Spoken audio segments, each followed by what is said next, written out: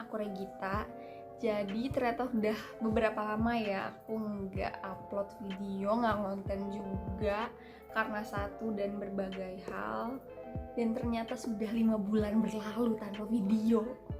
Tapi terima kasih banget, mau sungkem sama teman-teman yang masih mau komen atau bahkan mampir ke Instagram aku yang ini buat nanya, Kak, kapan bikin video lagi? Wah, itu terima kasih banget, pokoknya sangat menyemangati aku banget. Love you guys.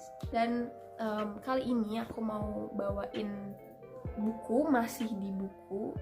Jadi 2 buku yang aku baca di bulan Januari kemarin. Tapi sebelumnya minta maaf dulu nih kalau aku agak bindeng. Tapi semoga nggak kedengeran bindeng ya, karena lagi pilek say.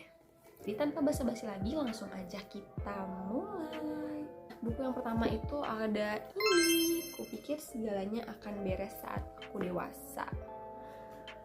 Hal-hal yang perlu diketahui di masa muda, karya Kim Hae-nam dan Park Jong-suk. Buku ini itu aku awalnya nggak kepikiran kalau ternyata buku ini membahas tentang mental illness, mental disorder, berbagai macam penyakit mental gitu. Jadi buku ini dari daftar isinya aja itu udah ketahuan kalau dia ngebahas tentang beberapa penyakit mental, gangguan mental gitu, seperti anxiety disorder, depression, OCD, bipolar disorder, eating disorder, kayak gitu.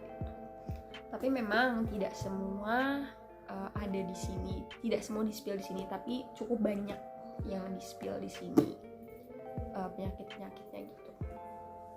Dan juga buku ini tuh nggak cuman yang teori doang gitu loh. Jadi dia tuh ada, misalkan teori nih, depression tuh apa?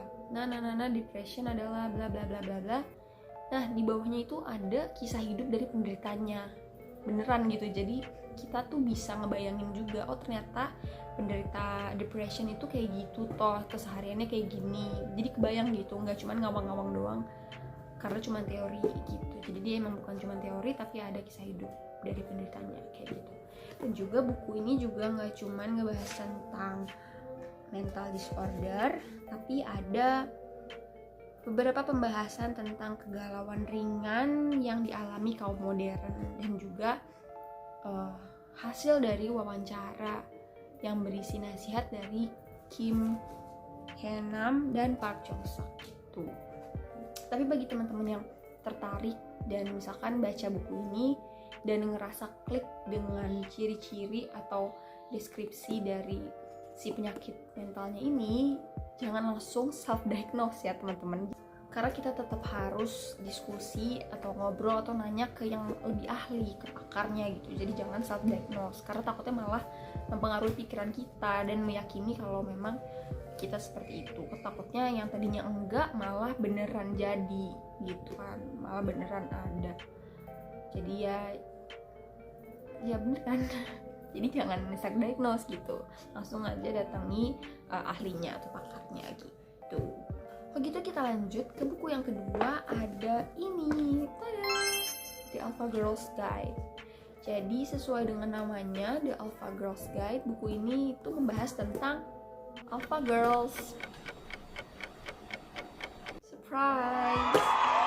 Nggak cuma gitu doang, bercanda.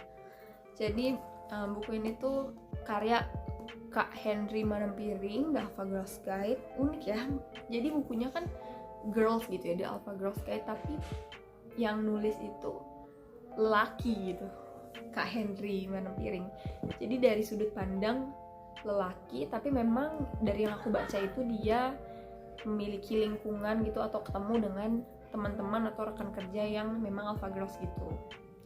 Dan juga dia bekerja di bidang advertising dan memang harus mengorek tentang remaja-remaja gitu.